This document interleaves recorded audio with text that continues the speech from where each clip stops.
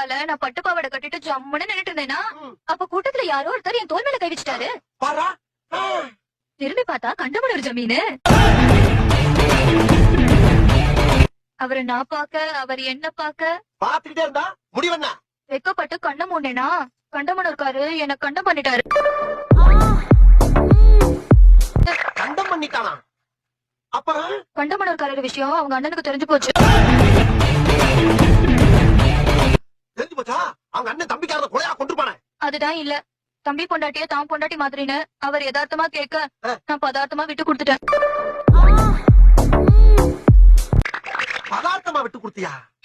புதுசா இருக்கு. சரி, 2 பேரும் சேர்ந்து வாழ்க்கை விளையாண்டாங்க, போய் தொலைது. இந்த விஷயம் வேற யாருக்கும் தெரியாத. நானும் அப்படிதான் நினைச்சேன். ஆனா இந்த விஷயம் வீட்டு வேலைக்காரனுக்கு தெரிஞ்சு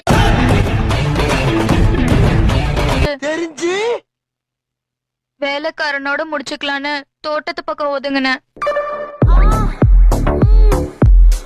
ஆனா தோட்டக்காரனும் பாத்துட்டான். அவனாலதான் என் வயித்துல புழு பூச்சி உண்டாச்சு.